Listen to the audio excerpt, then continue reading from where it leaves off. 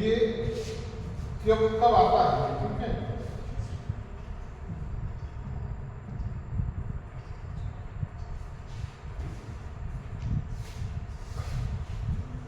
जैसे हमने आपको बताया है कि तापमान और वायुदाब, ठीक, दोनों में क्या होता है, विपरीत का संबंध होता है। कभी कभी होता क्या है, जैसे मान लीजिए हमने बताया कि तापमान कम हो रहा है, कोई एरिया है मान लीजिए, ठीक, यहाँ पे भी तापमान ज़्यादा है और ये वायुदाब यहाँ पे कम चल रहा है, और जैसे यहाँ पे तापमान कम होगा ये वायु क्या करेगी, बढ़ जाएगी। लेकिन फिर होता क्या है कि अचानक तापमान बढ़ जाता है, तो दोनों क्या है, तो टकरा जाते हैं। जो बाउंडर हम लोग देखते हैं, चक्रवात देखते हैं, यह दोनों धाराओं की टकराहट से होती है। एक पश्चिमी, एक को हम लोग कहते हैं पूर्वी धारा, एक को कहते हैं पश्चिमी धारा। जाहिर सी बात है कि ये जब पूर्वी धारा चलेगी, ठीक, पश्चिमी धारा चलेगी तो पूर्वी धारा कमजोर पड़ेगी, तभी तो ये इधर बढ़ेगी। भाई दो धारा है ऑलवेज, तो ये दोनों बिल्कुल एक बराबर है, ना हम तुमसे कम है ना तुम हमसे कम हो। लेकिन मौसम के हिसाब से, तापमान के हिसाब से, वायुदाब के हिसाब से, सूर्य के पृथ्वी की गतियों के हिसाब से इनकी ताकत में कमी आती रहती है। भाई चूँकि हमारा सूर्य गतिशील है, पृथ्वी गतिशील है, तो पृथ्वी की गतियों की वजह से अब होता क्या है कि मान लीजिए ये ताकत, ये कमजोर पड़ता है तो ये आगे बढ़ता है, और ये कमजोर पड़ता है तो ये आगे बढ़ता है। अब पता लगा कि ये आगे बढ़ रहा है, ये कुछ दूर तक तो कमजोर हुआ है, लेकिन ये आगे जाकर फिर मजबूत हो जाता है। जैसे आप समझिए कि आपको यहाँ से यहाँ जाना है, ठीक, अब यहाँ से यहाँ तक आपको अगर जाना है और बीच में एक व्यक्ति खड़ा है, तो आप क्या करेंगे, नहीं आगे आप रुक जाएंगे, ठीक। अब आप इंतजार करेंगे कि ये पहले जाए यहाँ से तब तो मैं आगे बढ़ूँ। जैसे माहौल या इस तरह की कंडीशन आती है तो ये चला जाता है, तो आपको यहाँ जाना, फिर आपने जब स्पीड बनाते हैं ये आगे चलता है, आप पीछे चलते हैं, लेकिन ये फिर एक खट से रुक जाता है, तो फिर आप क्या करेंगे, उससे टकरा जाएंगे, फिर आप टकरा जाएंगे। तो ना तो आप आगे बढ़ पाएंगे ना तो पीछे जाएगा। तो वो जो हवाएं होती हैं वही क्या करती हैं, घूमने लगती हैं, उसी को हम लोग बाउंडर कहते हैं। इसे कहते हैं कि जैसे एक, ठीक, बाउंडर में होता क्या है, सारी वायु के केंद्र एक जगह इकट्ठा होती है। जब प्रेशर बनता है, दबाव बनता है, तो क्या करते हैं, ये ऐसे होता है। तो ये जब अगर फ्री नहीं है, तो मैं आपको समझा रहा हूँ उदाहरण के लिए, क्योंकि हमारी पृथ्वी गोल है तो हवा भी ऐसे ही चलती है। अब यहाँ पे कमजोर हुआ है, ये हवाई ऐसे चल रही है, लेकिन तब तक ये क्या करता है, उबार होता है। भाई कभी कभी आता है ना कि जैसे अचानक मौसम बदल जाता है, अचानक तापमान गिर जाता है, तो अचानक जब इस तरीके का होता है, तो जब दोनों पूर्वी धारा और पश्चिमी धारा जब टकरा जाती हैं, तो उसी से हम लोग क्या कहते हैं, बाउंडर है। यही धारा जब समुद्र के किनारे लगभग टकराती है बड़ी तेज से, या इनकी मात्रा अधिक होती है, तो वही चक्रवात होता है। चक्रवात में होता क्या है कि ये जो पवनें हैं समुद्र के ऊपर बहुत तेजी से चलने लगती हैं, और जब ये तेजी से चलने लगती हैं तो समुद्र में आप देखेंगे कि जो लहरें आती हैं, भाई जब हवा तेज चलेगी तो समुद्र का जो पानी है उसका लहर भी ऊंचा होगा, और इतनी इनकी गति होती है कि 300-400 किलोमीटर प्रति घंटा के हिसाब से। तो ये हवाएं क्या करती हैं, जो पानी समुद्र में पड़ा है उसको भी लेके उड़ती है या चलती है, तो वो लहरों को उड़ती है। भाई अब उनके अंदर ताकत बढ़ गई। एक तो उनके अंदर खुद इतनी ताकत है हवाओं के अंदर कि घर उड़ा ले जाएंगे, पेड़ उड़ा ले जाएंगे, दूसरे पानी भी साथ में लेके आ रहे हैं, तो ये पूरा का पूरा क्या हो जाता है, चक्रवात हो जाता है। पूरे एरिया का बिल्कुल तहस नहस हो जाता है। समुद्र का पानी जहाँ पे हम लोग रहते हैं वहाँ तक आ जाता है, किनारे की एरिया डूब जाती है। जो पश्चिमी विक्षोभ होता है ये भी एक तरीके का चक्रवात है, ये भूमध्य सागर से उठता है। अब ये होता क्या है कि जैसे हमने बताया है कि हमारा जो हिमालय पर्वत है, हमारा जो हिमालय पर्वत है वह एक तरीके से दीवार में काम करता है, सुरक्षा कवच से काम करता है हमारे लिए। क्यों? क्योंकि जैसे मान लीजिए कि ये हमारा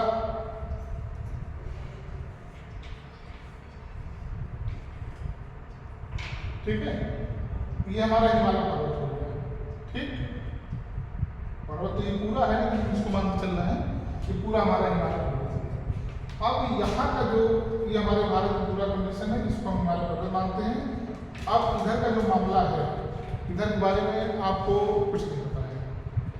इधर भूमध्य सागर है, इधर ही रूस भी पड़ता है, इधर ही ज़्यादा ठंडी भी पड़ती है। एशिया वाला जो यूरोप का जो क्षेत्र है इधर ही पड़ता है। तो अब होता क्या है कि चूंकि हमने बताया कि रूस का जो दो भाग है, एक कुछ भाग एशिया में आता है और कुछ भाग यूरोप में आता है। तो यूरोप का जो भाग है रूस का, वो बिल्कुल शीत में आता है, मतलब ठंडी में रहता है। कारण क्यों? वो लगभग ध्रुवों के आसपास का क्षेत्र है, तो वहाँ पर ठंडी हमेशा पड़ती है और ज़्यादा पड़ती है। और उसका कुछ असर हमारे जम्मू कश्मीर में भी आपको देखने को मिलता है कि जम्मू कश्मीर का कुछ एरिया जैसे लद्दाख वगैरह हो गया, लेह हो गया, ये आप देखेंगे कि हमेशा यहाँ ठंडक पड़ती है। और ठंडक के टाइम पे तो यहाँ हमेशा बर्फ़ों की परत काफ़ी ऊंची ऊंची परतें आ जाती हैं। तो अब अगर ये हमारा हिमालय पर्वत ना होता तो ये ठंडी में जो बर्फ़ की परतें हैं, जो भूमध्य सागर की या जो यूरोप की ठंडी है, हमारे भारत में प्रवेश कर जाती। तो हम लोग जो 5, 7, 10 टेम्परेचर में रहते हैं, 2 रजाई से काम हो जाता है, तब हम लोग -10 में चले जाते हैं, तो 5, 6 रजाई होना पड़ता है। ठीक, या तो फिर सबको दारू पीना पड़ेगा। एक दारू आती है ब्रांडी, जो मिलिट्री वाले पीते हैं, वो आप पी लो। अगर ठंडी ज़्यादा लग रही तो आपको ठंडी नहीं लगेगी। अगर ना विश्वास हो तो इस ठंडी में आप लोग प्रयोग करके देख लीजिए, स्वेटर वगैरह पहनने की जरूरत नहीं पड़ेगी। तो ये लोग करते क्या हैं, जो यहाँ पर रहते हैं, आप देखे होंगे जो हमारे सैनिक लोग यहाँ पर ड्यूटी करते हैं, उनको दिया जाता है। क्यों? क्योंकि उनको 24 घंटा उसी क्षेत्र में रहना है। नहीं खरीद लोगे, तुम्हारे मतलब रेंज में आएगा। और ये छोटे बच्चों को पिलाया जाता है, जो बच्चे खाना वाना खाते हों। ये एक तरीके की टॉनिक है। टॉनिक मतलब अल्कोहल की मात्रा इसमें ज़्यादा, सही बता रहे हैं। बच्चों में हमारे 2-3% पिला चुके हैं, उनके बच्चे इतने मोटे हो गए हैं। तो हम भी एक बार सोच रहे थे, बड़ा वाला बेटा थोड़ा दुबला पतला था, हम भी सोचे थोड़ा पिलाए, तो हमने फिर हम सोचते रह गए, वो लोग पिला के अपने आप को मोटा कर लिए। तो उससे लोग बताते हैं भूख भी बहुत लगती है, मतलब खाना बहुत होता है, जो भी है। तो ये अगर ये हमारा हिमालय नहीं होता तो हम लोग के जो गर्मी और मौसम का, जो सर्दी का मौसम का जो अंतराल है, वो भी कम हो जाता। और ठंडी में हम लोग यहाँ बहुत ठंडी पड़ने लगती। तो वही चीज़ आता है, जैसे भूमध्य सागर में ये जो पश्चिमी विक्षोभ नामक जो चक्रवात होता है, भूमध्य सागर में इसकी उत्पत्ति होती है। शीत काल में या ठंडी के समय में आप देखते होंगे वर्षा होती है, पानी बरसता है ना। ये तो बिन मौसम का बरसात है, मानसून तो है नहीं, पानी क्यों बरसता है? वही कारण है। जब वहाँ से पश्चिमी विक्षोभ या चक्रवात जब उठता है, मैंने बताया ना, जब चक्रवात उठता है तो पानी को भी लेके चलता है। तो उस पानी के असर से जब पानी उठेगा ऊपर तो उसका वाष्पीकरण होगा तो पानी तो बरसेगा ना। तो उसके प्रभाव से हमारे यहाँ भारत में कह लीजिए जो शीतकाल में ठंडी होती है, वर्षा होती है, वो इसी पश्चिमी विक्षोभ के चक्रवात की वजह से होती है। और जो कि हमारे गेहूं की खेती के लिए, गेहूं की फसल के लिए अच्छी मानी जाती है। अभी आप देखेंगे ना, जनवरी में पड़ेगी, कभी कभी तो 2-3 साल पहले तो हमको लगता है कि 2-3 बार वर्षा हुई थी। भाई ठंडी के टाइम पर अगर 2 से 3 दिन लगातार पानी बरसे तो सोचिए बाहर निकलने का मन करता है? नहीं करेगा। तो एक तरीके से जो ये हिमालय पर्वत है, ये भारत को सुरक्षा कवच काम करता है।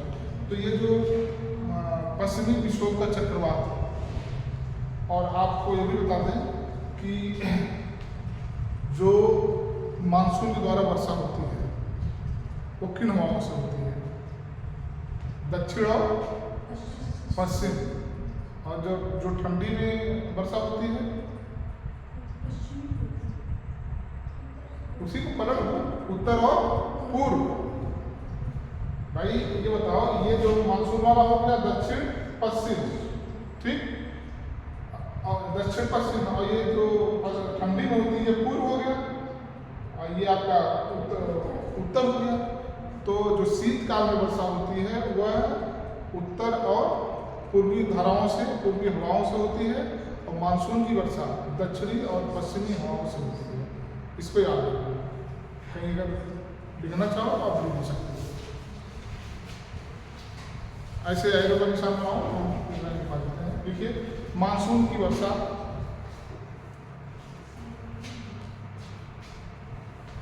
मानसून की वर्षा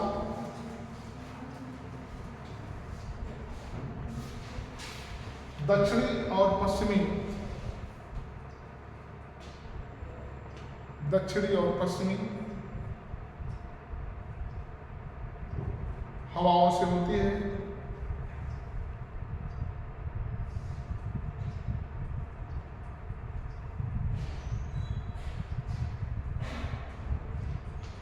जबकि शीतकाल में वर्षा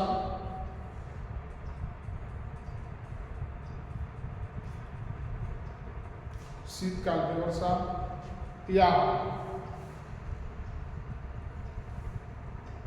लौटते हुए मानसून से वर्षा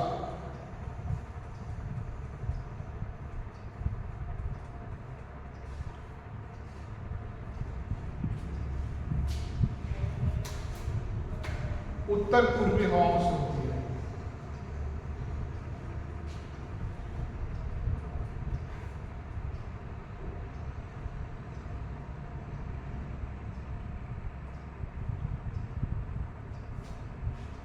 ठीक है, अब देखिए, अभी तो हम लोगों ने पश्चिमी विक्षोभ चक्रवात की बात की। आप ये देखे होंगे कि हमने बताया कि जो चक्रवात आता है वह लगभग समुद्रों के किनारे ज़्यादा आता है या समुद्रों में ज़्यादा आता है।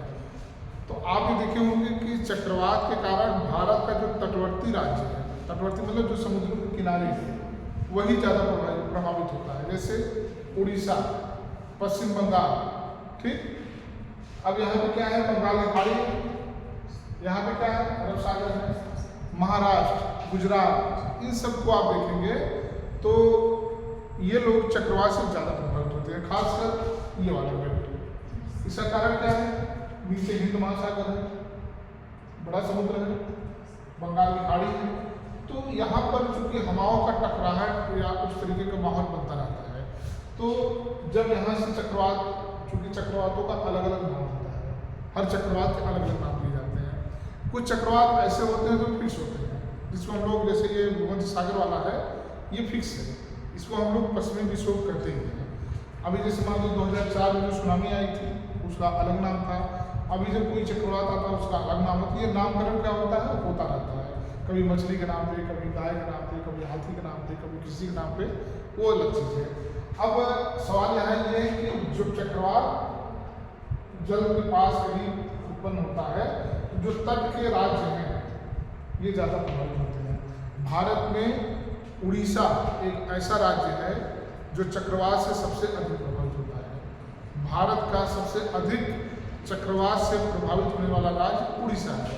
लिखिएगा इस बात, भारत का चक्रवात से प्रभावित होने वाला, चक्रवात से सबसे अधिक प्रभावित होने वाला, ऐसे लिखिए, भारत का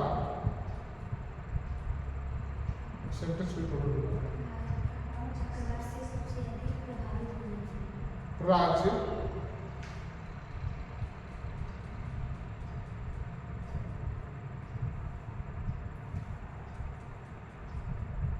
उड़ीसा। इसका सवाल ऐसे होना चाहिए था कि भारत का वह राज्य जो चक्रवात से सबसे अधिक प्रभावित होता है, उड़ीसा।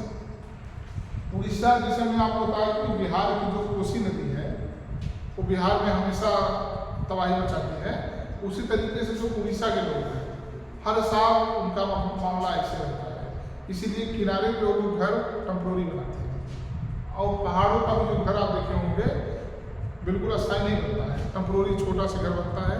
छोटा सा घर बनाने के दो कारण हैं। एक तो जैसे अभी मान लीजिए बड़ा घर आप बनाती है काफ़ी ऊंचाई का, तो जब भूकंप आएगा थोड़ा सा भी हिलेगा तो गिर जाएगा ना, और छोटा रहेगा तो थोड़े भूकंप वो नहीं मिलता है, जब तेजी से आएगा तो गिरेगा।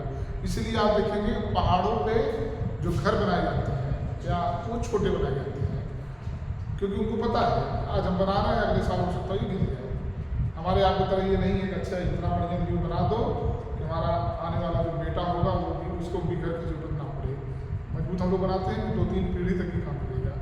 वहाँ ऐसा कुछ नहीं, बस बनाओ भी, रहना है ठीक है, कब गिर जाएगा, कब बादल फट जाए, कब पहाड़ कट जाए, तो ठीक सेम चीज़ें ये लोग भी वही करते हैं। जो लोग किनारे पर रहते हैं ये लोग करते क्या है, इनका आप देखेंगे कि बहुत अस्थायी निवास नहीं रहता है। यहाँ चूँकि मछली पकड़ना, मछली का व्यवसाय प्रमुख होता है, तो ये इनके यहाँ भी काफ़ी अंदर जाकर के दूर लोग जाकर के अपना घर बनाते हैं किनारे पर, जहाँ पर चक्रवात का प्रभाव होने की संभावना रहती है, वहाँ पे लोग निवास जल्दी नहीं बनाते हैं। अगर बनाते भी हैं तो अस्थायी टाइप का। ठीक सेम चीज़ यहाँ भी है। तो ये बाउंडर और चक्रवात का मामला ये है।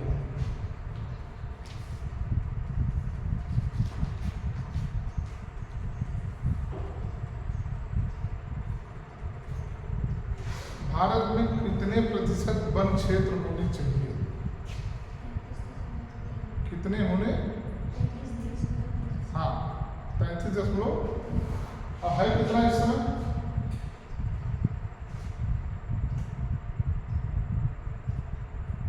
ठीक इतना होना चाहिए। और इसमें है कितना? इसमें लगभग 21 या 22 के आसपास कुछ लगभग। ठीक है, अब सोचिए कि मतलब ये कह क्या रहा है, ऐसा कहने का मतलब क्या है, हमारे भारत में वन क्षेत्र इतने होने चाहिए, मतलब जितना क्षेत्रफल है भारत का, लेकिन है कितना? इतना। चूँकि क्यों?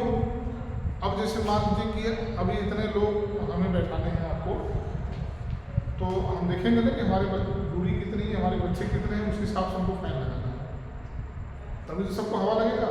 अगर हम बीच में एक फैन लगा देंगे तो सबको हवा लगेगा? नहीं लगेगा। वहाँ के लोगों को लगेगा, उधर उधर नहीं लगेगा। तो चूंकि ये जो पेड़ पौधे हैं ये ऑक्सीजन देते हैं, ये क्या करते हैं? ऑक्सीजन देते हैं। और ऑक्सीजन की जो मात्रा है इन्हीं पेड़ पौधों की वजह से ही हम लोग को मिलती रहती है। पेड़ पौधे कम हैं तो ऑक्सीजन की मात्रा हमें कम मिलेगी, धूल मिट्टी कार्बन डाइऑक्साइड की मात्रा बढ़ जाएगी, और ऑक्सीजन जब ज़्यादा रहेगा तो हम लोग क्या करेंगे? स्वस्थ रहेंगे, सारी चीज़ें व्यवस्थित हो जाएंगी। अब इसीलिए जनसंख्या के हिसाब से और क्षेत्रफल के हिसाब से भारत में सरकार ने यह निर्धारित किया कि वनों की जो संख्या है कम से कम पूरे क्षेत्रफल का 3,24,000 कुछ इस तरह के हमारे भारत का क्षेत्रफल है ना, 3,28,000 के 84,000, हाँ जो भी है, मोटी मोटा 4 लाख मानते हैं कि 4 लाख वर्ग मीटर या जो भी है, अगर भारत का क्षेत्रफल है तो उसका 33% वन होना चाहिए या पेड़ पौधे होने चाहिए। मतलब कि और है कितना? 22। उत्तर प्रदेश की कहानी और खराब है, यहाँ पर लगभग 7% कुछ है। जनसंख्या इतना ज़्यादा है, बढ़ती जा रही है, लोग पेड़ काट के दुकान बना रहे हैं, घर बना रहे हैं। अब हमने आपको बताया था कि अमेजन का जंगल, अमेजन का नाम सुना है? अमेजन की घाटी भी है। अमेजन की घाटी विश्व की सबसे बड़ी घाटी है। घाटी का मतलब जंगल। हमने बताया था कि वहाँ पे आग लगी थी उस जंगल में। अमेजन की जंगल कहाँ है ये? अमेजन कहाँ है? कौन सी जगह? दक्षिण दिल्ली। ठीक है, याद रखना। अमेजन की घाटी के नाम से प्रसिद्ध है। अमेजन का जंगल वहाँ पे, सोचिए कि कितना बड़ा जंगल होगा कि वहाँ पे आग लगी थी, उसको बुझाने में 6 महीना लग गया था। उस आग को बुझाने में कितना लगा? 6 महीने लगा था। और कहा जाता है कि उसको विश्व का हार्ट कहा जाता है। अमेजन जंगल को विश्व का हार्ट कहा जाता है, हृदय कहा जाता है। क्यों? क्योंकि विश्व का लगभग आधा ऑक्सीजन, मतलब विश्व में जितने लोग रहते हैं आधा ऑक्सीजन वही प्रोवाइड कराता है, वहीं से प्राप्त होता है। अब सोचिए अगर वह जंगल समाप्त हो जाता तो फिर क्या होता? तो मतलब कुल मिला के मेरा बताने का ये मतलब है कि हम लोग ऑक्सीजन आर्टिफिशियल चाहे जितना लेंगे, जो प्रकृति की चीज़ें हैं वो बनी रहनी चाहिए। हम लोग घर में रहते हैं, कूलर में रहते हैं, पंखा में रहते हैं, एसी में रहते हैं, लेकिन बिना हम लोग बाहर निकले हम लोग का मन नहीं मानता है, होता है ना। और जो बाहर की हवा लगती है वो एसी पंखा कूलर कोई मतलब बहुत नहीं होता। ये क्या है, ये आर्टिफिशियल है। ये तो हम लोग भौतिकवादी संस्कृति को दिखाने के लिए इसका प्रयोग करते हैं कि पड़ोसी पास है तो हमारे पास क्यों नहीं है। हमारे गांव में खाली पड़ोसी को दिखाने के लिए एसी का डिब्बा हिला के लगा दिया था। ठीक, तो अब ये जैसे गाँव में भाई आज के देखो हमें भी पता लगा यहाँ से भाई, आज की बात नहीं, 15 साल पहले की बात है। 15 साल पहले में 2010 की बात है। हाँ 15 साल हो गया। तो ये हुआ भैया यहाँ एसी, भाई तब गांव में कहाँ एसी लगता था। आज से 15 साल पहले जिसके यहाँ एसी और टू व्हीलर होता था तो माना जाता था कि गांव का बहुत बड़ा आदमी है 15 साल पहले। तो ये हुआ कि उसके यहाँ मोटरसाइकिल केवल एक दो रहती थी, पता लगा उसके एसी लग गया। तो हुआ नहीं एसी कैसे लग गया, चर्चा का विषय हो गया।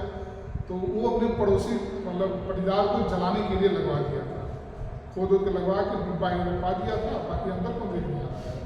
भाई अगर हमारे दुश्मन है तो हमारे घर में तो आप आके देखेंगे नहीं कि हमारा एसी का डिब्बा है कि एसी चल रहा है। तो मार पूरा दहशत हो जाती है, एसी लगी हुई है। तो ये भौतिकवादी संस्कृति है। हम लोग क्या करते हैं, इन सब चीज़ों का प्रयोग क्या करते दिखाने के लिए करते हैं। हमको जरूरत उसकी नहीं रहती है, लेकिन जरूरत मतलब ये है कि उसके बगैर हमारा आप काम चल सकता है। लेकिन है क्या कि भाई अब वो ज़्यादा सुविधा संपन्न वाली चीज़ है, लेकिन फिर भी हम लोग करते क्या है, चाहे जितना एसी मिला लेकिन हम लोग प्राकृतिक की हवा, नेचुरल हवा जरूर लेते हैं, चाहे सुबह शाम लेते हैं ना। तो इसका मतलब कि जो नेचुरल ऑक्सीजन है वह हमारे लिए ज़रूरी है। तो वह नेचुरल ऑक्सीजन कहाँ से मिलेगा, तो पेड़ पौधे रहेंगे तब। तो पेड़ पौधे रहने के लिए सरकार ने मानक बना दिया, भैया सब कटौती करो लेकिन हमको इतना चाहिए, पहले इतना है तो पहले बढ़ाओ। इसीलिए तो 5 जून को क्या होता है, कौन से दिवस है, पर्यावरण। 5 जून को एक सप्ताह तक पर्यावरण में पेड़ लगाने का चलता है अभियान। क्यों, क्योंकि अभी 11% कम है। इधर अभियान चलता है, फिर पीछे वाले लेके काटने आ जाते हैं। तो कुल मिलाकर के ऑक्सीजन की मात्रा सरकार अपने लोगों को सुविधा के लिए, हर देश के लोगों की सुविधा, भाई भारत सरकार जिम्मे हमारा रहना, हमारी सारी चीज़ों को पूरा करने का जिम्मा किसके पास है, भारत सरकार का है।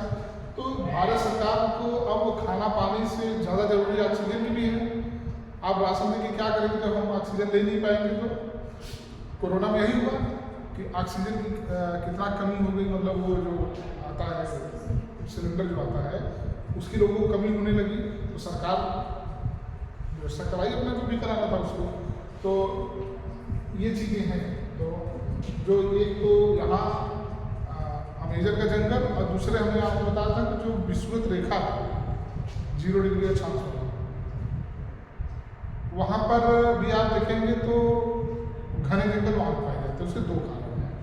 हमने लिखा है कि वहाँ वर्षा रोज होती है, लिखवाया आपको नहीं याद होगा, मुझे याद है। विषुवत रेखा के आसपास तापमान भी अधिक होता है, लेकिन वहाँ शाम को रोज वर्षा होती है। जब रोज वर्षा होगी तो इसका मतलब कि पेड़ पौधे ज़्यादा होंगे। भाई पेड़ पौधे कहाँ होते हैं, जहाँ पे उनके जो मतलब मौसम उनके अनुकूल हो। अभी अगर यहाँ प्रचंड गर्मी पड़े, केवल गर्मी ही पड़ती रहे तो कोई भी पेड़ पौधा होगा नहीं। सूखता रहता है पेड़, सूखता रहता है, मुरझाता रहता है, तब तक बरसात आ जाती है, पानी धकाधक बरसता है, फिर प्रफुल्लित हो जाता है 8 महीने के लिए तो रहता है ना। और अगर केवल गर्मी यहाँ पड़े तो कितना हम लोग पानी डालेंगे, रोज पानी डालना पड़ेगा। फिर आप सोचेंगे अरे छोड़ो कौन करेगा। लेकिन वो पेड़ पौधे, कुछ तो जंगली पेड़ पौधे बड़े जिद्दी होते हैं, कुछ नहीं करना, खाली लगा दो आप, घर बैठो आराम से, तो उनको उतने पानी की जरूरत नहीं पड़ती है। लेकिन जो पेड़ पौधों को पानी की जरूरत पड़ती है तो इनको हम लोग करते क्या है कि गर्मी में जब ये धीरे धीरे मुरझाते हैं, कमज़ोर रहते हैं, लेकिन तब तक होता क्या है, जून से जुलाई में वर्षा हो जाती है। तो वर्षा देखिए, हम लोग पानी पेड़ों में सिर्फ जड़ में देते हैं ना, और लेकिन जो वर्षा का पानी होता है, आप देखे होंगे कि जब पानी बरसता है तो जामुन और आम में जो स्वाद, मतलब पकने में जो स्वाद आता है, जैसे जामुन पकती तो है, आप पेड़ पानी दे रहे हैं, पेड़ ठीक ठाक है, लेकिन वह स्वाद नहीं आता है। लेकिन जब वर्षा का पानी होता है, पानी जब बरसता है तो आम और जामुन इन दोनों में आप देखेंगे खाने में स्वाद आता है। तो ये जो विषुवत रेखा वाला क्षेत्र है जहाँ पे हमने बताया है कि तापमान भी अधिक होता है लेकिन यहाँ पानी भी रोड बरसता है। इस एरिया में भी बहुत जंगल पाए जाते हैं, यहाँ पेड़ पौधे घास फूस पाए जाते हैं। इस एरिया को भी ऑक्सीजन का हब कहा जाता है, विश्व का हब कहा जाता है। क्यों? क्योंकि यहाँ से भी अधिक मात्रा में ऑक्सीजन प्रोवाइड होता है। भाई ऑक्सीजन निकल रहा है, ऐसा तो है नहीं हम पकड़ लेते हैं उसको। बात समझो हमारी, अगर ऑक्सीजन में यहाँ से अगर बहुत पेड़ पौधे हैं तो ऑक्सीजन जब निकलेगा तो इलाहाबाद तक पहुँच जाएगा। अगर 2000 पेड़ है तो, और अगर 20 पेड़ है तो हमारे आपके लिए प्रयास यहीं तक घूम के यहीं रह जाएगा, खत्म हो जाएगा। तो जो लोग हम लोग हैं उतने ही लोग ही उससे प्रभावित होंगे। और अगर 2000 पेड़ पौधे लग गए तो इलाहाबाद तक के लोग प्रभावित होंगे, वहाँ तक तो ऑक्सीजन प्राप्त होगा। तो सोचिए कि अमेजन का जो जंगल है जिसको बुझाने में 6 महीना लग गया, तो उसका ऑक्सीजन कहाँ तक जाता होगा? हुआ ना। इसका मतलब कि वहाँ का जो ऑक्सीजन है विश्व के मुझे लगता है कि 12% कि 15% ऐसे कुछ लोगों को ऑक्सीजन, इतना ऑक्सीजन वहाँ से निकलता है कि विश्व के 12 से 15% लोग उससे जिंदा रह सकते हैं। तो इसीलिए वनों या जंगलों या पेड़ वनों या जंगलों की जो क्षेत्रफल है भारत में कहा कि 33% पॉइंट कुछ है होना चाहिए।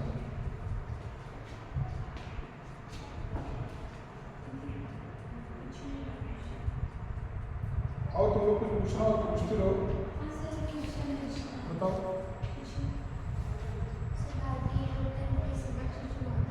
हाँ हाँ हाँ।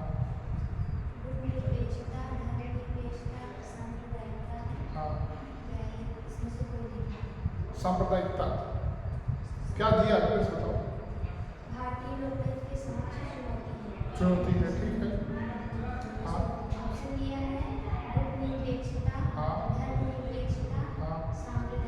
सांप्रदायिकता उत्तर क्या दे रहा है? हाँ देखिए, आप समझिए क्या है। आप लोगों के साथ गुट निरपेक्षता को नहीं समझना ना भाई। धर्मनिरपेक्ष क्या होता है? चुनौती का मतलब क्या होता है बताओ। चुनौती का मतलब क्या? आप लोग सवाल नहीं समझ पाए थे इसलिए पूछे हैं। इस सवाल में कुछ नहीं है, केवल शब्द का ही प्रयोग है। लोकतंत्र की चुनौती पूछा है। चुनौती का मतलब क्या होता है? क्या करें?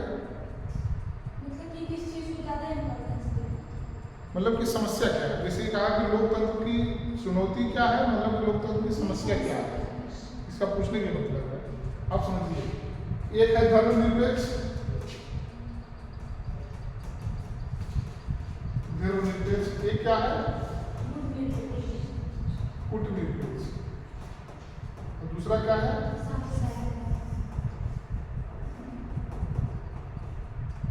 देखिए, ये होता है धर्मनिरपेक्ष। मतलब हमारे यहाँ धर्म सभी धर्मों का पालन किया जाता है, ये तो कोई चुनौती है नहीं, कोई समस्या नहीं है। गुटनिरपेक्ष एक कई देशों का संगठन है। ये लगभग 20 से 22 देशों का संगठन है। ये लोग अपने में व्यापार करते हैं, उसमें भारत भी है, चीन भी है। ठीक इस तरीके से नहीं, अब बढ़ गए हैं, शायद 30+ देश इसमें है। तो गुटनिरपेक्षता में ये एक संगठन है देशों का जो आपस में क्या करते हैं, व्यापार करते हैं। इसका मतलब ये भी कोई समस्या नहीं है ना। अब बचा सांप्रदायिकता, धर्मवाद, मुस्लिम हिंदू लड़ा दो कटा दो मरा दो, तो एक समस्या है ना। जातिवाद, क्षेत्रवाद, धर्मवाद, संप्रदायवाद, यह चारों लोकतंत्र की क्या है? चुनौतियां हैं, समस्याएं हैं। क्लियर हुआ? ये क्या है? सांप्रदायिकता मतलब भाई आप किस धर्म के हैं या किस संप्रदाय के हैं, बातें कही है। हिंदू मुस्लिम यही तो हो रहा है इस समय। तो ये संप्रदायवाद, धर्मवाद, ये लोकतंत्र की क्या है? चुनौतियां हैं या समस्याएं हैं। और कोई नहीं। गुट निरपेक्ष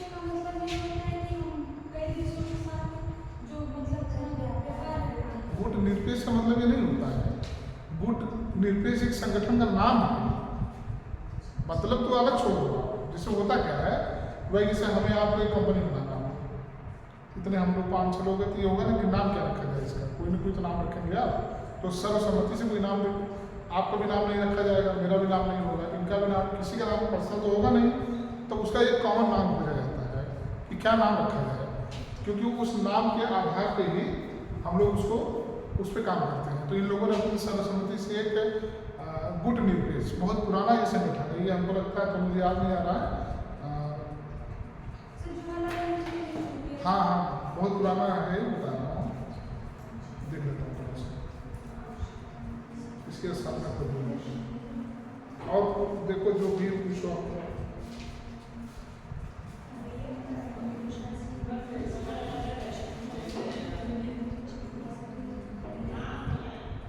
एक तो यहाँ लिख ही नहीं सकता है।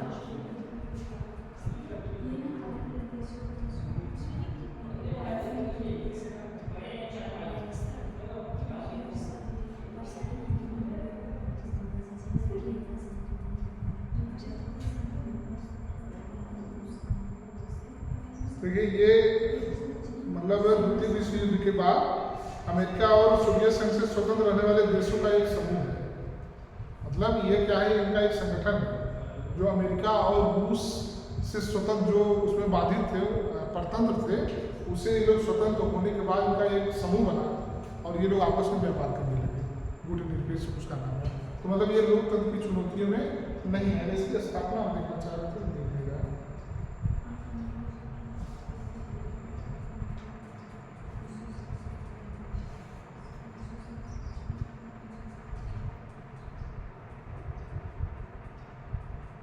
भारत भी है, मिस्र है, इंडोनेशिया। ठीक, चलिए ये हो गया। और बताइए सर, 4 चक्रवात के नाम है। हाँ, एक है ठाई चक्रवात, कहाँ का है? हाँ, हरिकेन, टाइफून, विली। देखो टाइफून चीन का है, विली ऑस्ट्रेलिया का है, और क्या है? हरिकेन हरिकेन शायद जापान में है क्या? और ठाई। खाड़ी, ठाई विकल्प क्या दे रहा है? याद नहीं आ रही वाला। बाकी मिलाने के लिए क्या है, देखिए।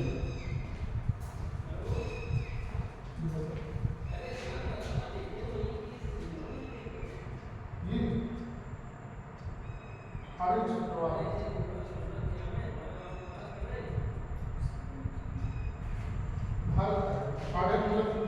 भारत का ही होगा, खाड़ी महाराष्ट्र, ठीक है, भारत का ही है। अब देखो हमने क्या बताया कि चक्रवात बहुत है, हमने भी बताया ना कि चक्रवात के नाम ऐसे पढ़ते हैं। जो ठाणे है, देखोगे तो मुझे लगता है भारत का होना चाहिए, क्योंकि ठाणे महाराष्ट्र में है। ठीक, तो देखो इतना ऐसे नहीं पढ़ना है कि हर चक्रवात आप नहीं याद कर पाओगे। जो अस्थायी चक्रवात है, जैसे अभी टाइफून, हरिकेन, पश्चिमी विक्षोभ, ठीक, जो महत्वपूर्ण चक्रवात या विश्वव्यापी हैं, जो मतलब कि पॉपुलर हो गए। अभी जो छोटे छोटे चक्रवात जैसे अभी जो आगे गए, कल आगे जाएंगे, तो ठीक है, दिया है, अलग की बात है। तो ठाणे वाला मुझे लगता महाराष्ट्र है। सर, ये जब आते हैं तो इनका नाम कोई दूसरा देश रखता है ना? ये चक्रवात जब आते हैं नाम दूसरा कैसे देगा? उसी देश के नहीं, यही बताओ। अभी जैसे जो कश्मीर में हमला हुआ, तो उसके बदले में ऑपरेशन चलाया गया, तो उस ऑपरेशन में नाम कौन दिया? जो चलाया वो दिया। तो जो प्रभावित होगा, जो उस पर फिर पुनर्वास की व्यवस्था करेगा, तो नाम तो वही देगा ना। ठीक ना, जैसे होता क्या है कि नाम देने मतलब कि भाई ये बताओ, किसी चीज़ को रिकॉर्ड में रखने के लिए, जैसे रिकॉर्ड अगर हमको रखना है तो किस नाम से रखेंगे? कोई ना कोई नाम उसका होना चाहिए ना। अब आप बीटीसी कर रही हो तो बीटीसी का एक नाम पढ़ आप भी रहे हैं, पढ़ बीए वाले भी रहे हैं, लेकिन कोर्स का नाम रखा गया है ना आपका रिकॉर्ड रखने के लिए, आपके सिलेबस को अलग करने के लिए। तो ये बड़ा वो नहीं है कि नाम कौन रखता है। नाम ऐसे रख दिया जाता है राज्य के ऊपर, उस समय के कल्चर के ऊपर, गाय के ऊपर, मछली के ऊपर, कुछ भी नाम रखा जा सकता है, जरूरी नहीं क्या नाम रखा जाए। बताओ क्या होगा?